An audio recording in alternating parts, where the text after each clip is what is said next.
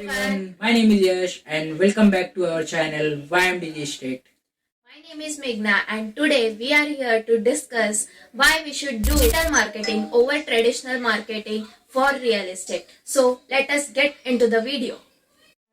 आज आपण ह्या विषयावर चर्चा करणार आहोत की traditional marketing versus digital marketing, तर दोघांपैकी कोणतं जास्त उपयोगी पडेल आपल्या रिअल इस्टेट क्लायंटसाठी मार्केटिंगसाठी.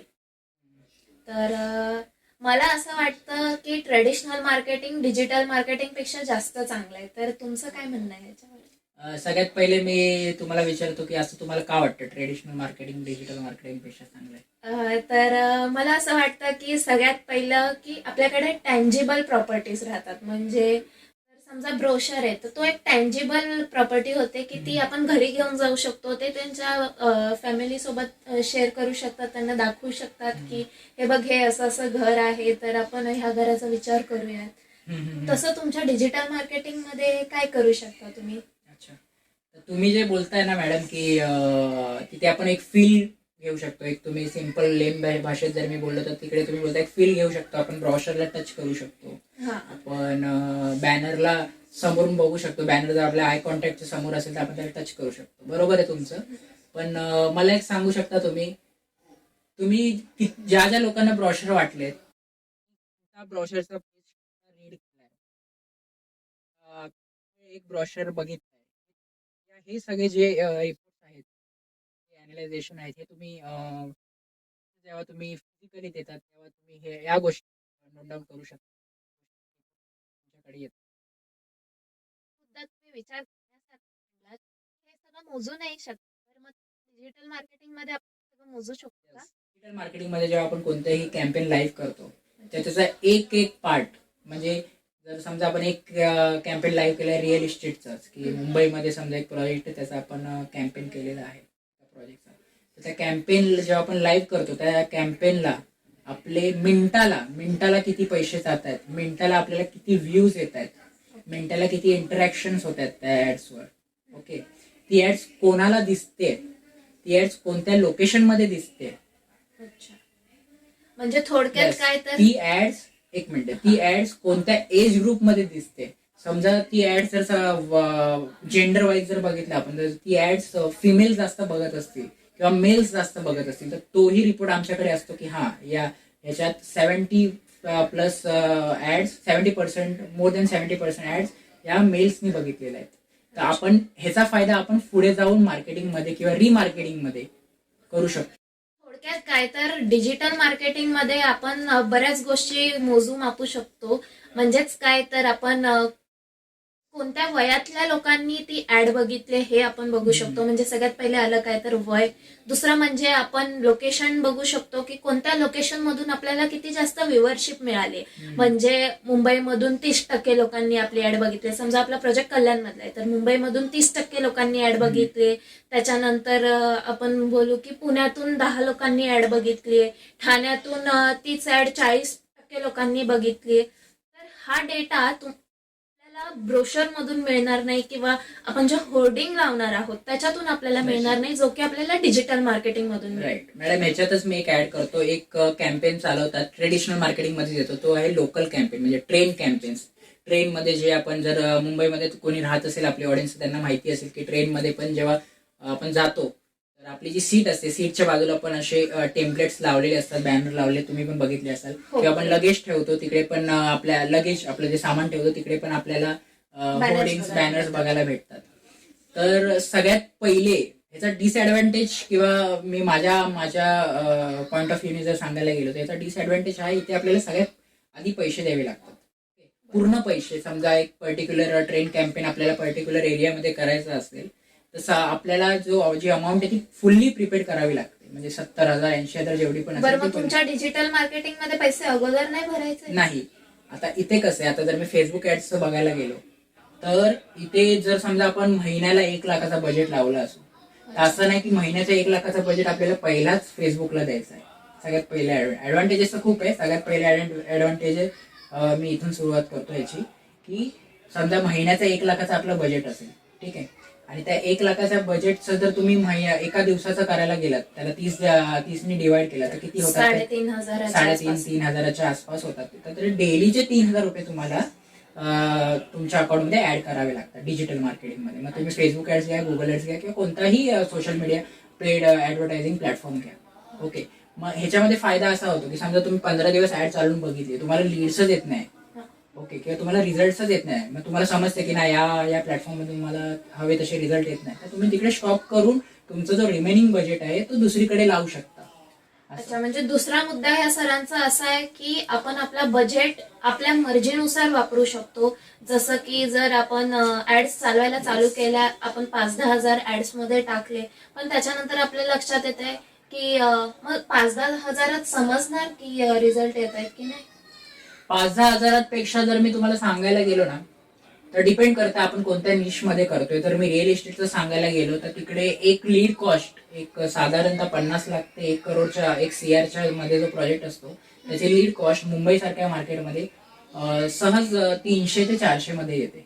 ओके, तर 300 ते 400 मध्ये येते, तर आपल्या डेलीचा बजेट जर आपण 900 ते 1000 पर्यंत ठेवला समजा, तर डेलीच आपल्याला 3-4 लीड्स येतात. एक अप्रॉक्स कोणताही सोशल मीडिया प्लॅटफॉर्म किंवा कोणत्याही ऍडव्हर्टायझिंग प्लॅटफॉर्मवर आपल्याला जर रिझल्ट अनालाइज करायचे असतील तर निदान आपल्याला 10 दिवस तरी द्यावे लागतील. म्हणजे 30-40 लीड्स आल्यानंतर आपण एक अंदाज लावू शकतो की या 40 लीड मधून मला किती क्वालिटी रेशिओ आला. Quality ratio in the sense की ज्या मला लीड्स पाहिजे, माझे पोटेन्शियल प्रॉस्पेक्ट्स आहेत ते मला किती ह्याच्यातून आलेले आहेत, तर त्यावरून आपण एक अंदाज लावू शकतो. डिपेंड करता आपल्या बजेटवर, आपण डेलीचा किती बजेट लावतोय, तरी साधारणतः 10 ते 15 दिवसात आपल्याला समजून येतं. इन शॉर्ट मी सांगायला गेलो तर इथे आपल्याला फ्लेक्झिबिलिटी जास्त भेटते. पेमेंटच्या जर मी हिशोबाने बोललो ना, इन टर्म्स ऑफ पेमेंट, तर इकडे आपल्याला फ्लेक्झिबिलिटी जास्त भेटते. इथे आपल्याला एकदम पैसे टाकायची गरज नसते. आपण पहिल्या 2 दिवसातही हे करू शकतो, अंदाज लावू शकतो की आपला कोणता कॅम्पेन चालणार आहे आणि कोणता नाही चालणार आहे. हे अनालाइज करायला नक्कीच तुमच्याकडे त्या स्किल्स हव्या असतात. तर याच गोष्टी आहेत. हे झाला हा पेमेंटचा ऍडव्हान्टेज. आणि त्याहून मोठ्या ऍडव्हान्टेजेस, अजून खूप ऍडव्हान्टेजेस सोशल मीडिया ऍडव्हर्टायझिंग किंवा डिजिटल मार्केटिंग च्या आहेत ओव्हर ट्रेडिशनल मार्केटिंग. त्या म्हणजे ट्रेडिशनल मार्केटिंग मध्ये तुम्ही समजा एक बिलबोर्ड लावला असेल, किंवा समजा आपण जे एक्झाम्पल घेतलं, तुम्ही ट्रेन कॅम्पेन्स चालवले असतील, ट्रेन मध्ये जे आपण जे बिलबोर्ड लावतो ते कॅम्पेन्स, तर तिथे तुम्ही अनालाइज नाही करू शकत की किती लोकांनी बघितलं, किती लोकांनी तुमचे ऍड्स बघितले, त्यातले किती पोटेन्शियल प्रॉस्पेक्ट होते, ओके, त्यात त्यांची एज काय होती, त्या सगळ्या गोष्टी, म्हणजे काय एज आहे त्या ऑडियन्सची, ती ऑडियन्सचा बॅकग्राऊंड काय आहे, हे तुम्ही काहीच टार्गेट नाही करू शकत इकडे. मगाशी जो आपला मुद्दा झाला तो होता की इकडे आपण सगळे अनालाइज करू शकतो की त्या माणसाची एज किती आहे डिजिटल मार्केटिंगमध्ये, डिजिटल मार्केटिंग करताना त्या ऑडियन्सची एज किती आहे, त्यांचं जेंडर काय, हे सगळं ऍड दिसल्यानंतर. पण ऍड दाखवायच्या आधी पण आपण स्पेसिफिक टार्गेटिंग करू शकतो. इन द सेन्स की समजा एक प्रॉपर्टीची ऍड मला करायची डिजिटल मार्केटिंग थ्रू, तर मी अशा लोकांनाच टार्गेट करू शकतो जी लोक, ज्या लोकांकडे कॅपॅसिटी किंवा जी लोक इंटरेस्टेड आहेत एक प्रॉपर्टी परचेस करण्यात. 30 ते 60 एज ग्रुपच्या मध्येच मी ऍड दाखवू शकतो, जे की मी ट्रेन कॅम्पेन्स मध्ये नाही करू शकत. म्हणजे तुमचं काय म्हणणं आहे सर की कुणी ट्रेन कॅम्पेन किंवा दुसरं ट्रेडिशनल मार्केटिंग करूच नाही का? नाही, ट्रेडिशनल मार्केटिंगला मी पूर्णच निगेटिव्ह असा नाहीये, बट यासाठीही मी हेही नक्कीच बोलेन, digital marketing is way more advance level of marketing, जिकडे तुम्ही स्पेसिफिक टार्गेटिंग करू शकता ऑडियन्स वाईज, लोकेशन वाईज. जसं एक समजा मुंबईचा प्रोजेक्ट असेल तर मुंबईच्या त्या स्पेसिफिक लोकेशन मध्येच मी ऍड चालू शकतो, स्पेसिफिक लोकांना टार्गेट करू शकतो, स्पेसिफिक एज ग्रुपच टार्गेट करू शकतो. जसं आपण मगाशी बिलबोर्ड्स आणि ट्रेन कॅम्पेन्सचं घेतलं, तिकडे तुम्ही हे नाही टार्गेट करू शकत की फक्त 30 ते 50च्या वयामध्येच वयाच्या एज ग्रुपमध्ये जे लोक आहेत त्यांना माझी ऍड दाखवायची. तिकडे 17 वर्षाचा पोरगा पण ट्रेनमध्ये ट्रॅव्हल करतो, त्याला पण तुमची ऍड दिसणार. आणि एक 70 वयाची बाई आहे जी इन्कमच नाही, तिला पण तुमची ऍड दिसणार. तर अशा काही गोष्टी आहेत. पण ट्रेडिशनल मार्केटिंगचं जर तुम्ही बोलाल तर मी पूर्णच त्याच्या निगेटिव्ह नाहीये. जसं एक बिल्डर आहे, रिअल इस्टेटमध्ये गेला, एक बिल्डर किंवा डेव्हलपर आहेत, तर त्यांच्यासाठी ट्रेडिशनल मार्केटिंग नक्कीच फायद्याची असू शकते, कारण त्यांचा स्वतःचाच प्रोजेक्ट आहे. तर काही झालं तरी कस्टमरला एंड मुवमेंटला बिल्डरकडेच यायचं आहे. पण as a CP channel partner ज्यांच्यासाठी आम्ही मार्केटिंग करतो, तर त्यांच्यासाठी हे कुठेतरी निगेटिव्ह असू शकतं. कारण समजा तुम्ही एक पर्टिक्युलर प्रोजेक्टसाठी, जो की तुमचा नाहीये, तुम्ही ऍज अ सीपी म्हणून तिकडे टायअप केलेला आहे, आणि तो प्रोजेक्ट जर त्याचा तुम्ही बिलबोर्ड लावला किंवा पॅम्पलेट डिस्ट्रीब्यूट केले, तर त्याचा लोगो किंवा ऍड्रेस बघून, समजा तुम्ही ऍड्रेसही नाही दिला बिलबोर्डचा, तर तुम्ही लोगो तर द्याल. समजा लोधाचा प्रोजेक्ट, लोधाचा लोगो तर द्याल. लोकेशन तर असेल की मुंबईला नक्की कुठे, ठाण्याला आहे, घाटकोपरला कुठे. आम्ही तर ब्रोशर बनवतो, त्याच्यावर सुद्धा आम्ही त्याच्यावर सुद्धा लोगो टाकतो. लोगो टाकतात. मग आताची ऑडियन्स खूप स्मार्ट आहे. आजकालची ऑडियन्स आहे ती खूप स्मार्ट आहे. तुम्ही जे बघाल, ते जे तुम्ही जे ब्रोशर सेंड कराल ना, ते ब्रोशर जर ते इंटरेस्टेड असतील तर ते नाव सर्च गुगलवर करतील आणि डायरेक्ट बिल्डरकडे जातील.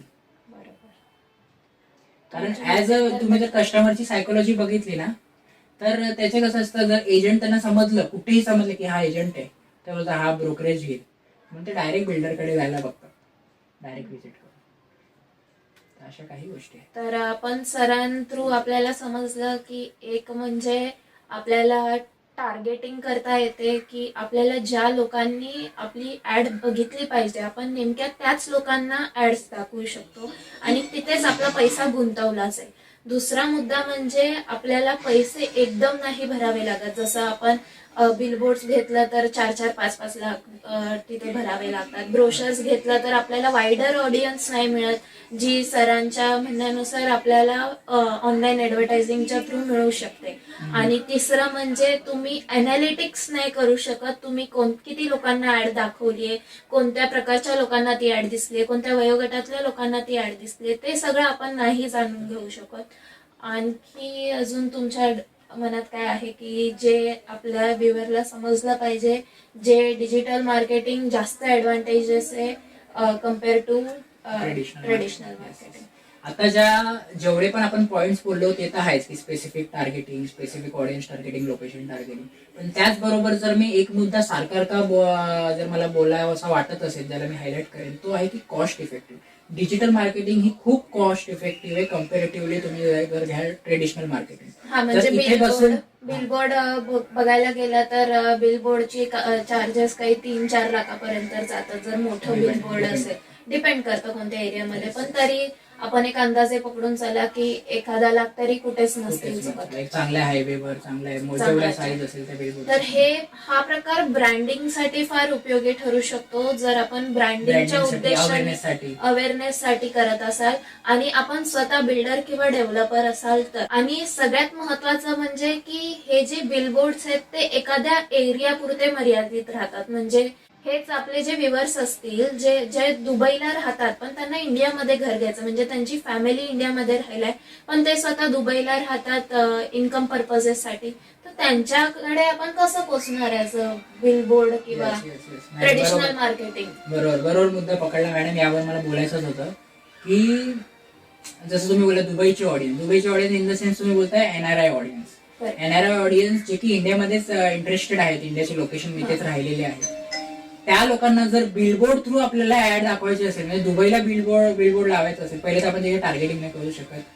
आपल्याला तिकडे खूप रिसर्च करावी लागेल, तिकडे जाऊन बघावं लागेल, तो खर्च वेगळा. आणि तिकडे जर तुम्ही बिलबोर्ड लावायला गेलात तर अक्षरशः म्हणजे एवढा पैसा जाईल, तो वेगळा, खूप पैसा जाईल. खूप काही गोष्टी आहेत, ऑपरेशनल कॉस्ट पण वाढतो, खूप हजारो गोष्टी. पण तेच डिजिटल मार्केटिंग थ्रू तुम्ही एका क्लिकवर फक्त लोकेशन तुम्हाला दुबईची टार्गेट करायची, थोडीशी रिसर्च करायची की एनआरआय ऑडियन्स दुबईमध्ये किंवा युएई मध्ये कुठे स्पेसिफिक त्यांची ऑडियन्स जास्त आहे इंडियाची, त्या लोकांना टार्गेट करून तुम्हाला इझिली तुम्ही एनआरआय कॅम्पेन्स पण कॅप्चर करू शकता. एनआरआय ऑडियन्स पण तुम्ही ऍज अ क्लायंट म्हणून तुमच्या प्रोजेक्टसाठी कॅप्चर करू शकता. तर तुमच्याकडून खूप महत्वाची माहिती मिळाली सर. आणि सर्व real estate agents, channel partners आणि डेव्हलपर्स, बिल्डर्स यांच्यासाठी हा एक छोटासा प्रयत्न. आपण ह्या व्हिडिओमध्ये 4 मुद्दे बघितले. एक म्हणजे होतं की टार्गेटिंग ऑडियन्स, म्हणजे तुम्ही टार्गेटेड ऑडियन्स पर्यंत पोहोचू शकता. दुसरं म्हणजे तुम्ही कमी पैशात हे सुरू करू शकता, जेणेकरून जर तुम्ही सुरुवात करत असाल किंवा तुम्ही एका लेवलवर जरी असाल तरी तुमच्यासाठी हे कॉस्ट इफेक्टिव्ह असेल. तिसरं म्हणजे आपण बघितलं की आपण अनालिसिस करू शकतो ह्या गोष्टींचा की कुणाला आपली ऍड दिसते, किती लोकांपर्यंत आपण पोहोचतोय, कोणत्या प्रकारच्या लोकांपर्यंत आपण पोहोचतोय. आणि सगळ्यात शेवटचं आपण बघितलं की आपण दुबईच्या लोकांना किंवा NRI क्लायंट्सला सुद्धा आपण टार्गेट करू शकतो एका सिंगल क्लिकवर. तर हे सगळं आपण ट्रेडिशनल मार्केटिंग मध्ये करू शकत नाही, पण तरीही ब्रँडिंग अवेअरनेस पर्पजसाठी ट्रेडिशनल कॅम्पेन्स आजही वर्क करतात. आमचं असं म्हणणं नाहीये की ते वर्क करत नाहीत. तर दॅट्स इट फॉर टुडे. तुम्हाला ही व्हिडिओ जरी नॉलेजेबल वाटली असेल तर please do like, share and subscribe to our channel Y&M DigiState. Thanks for watching.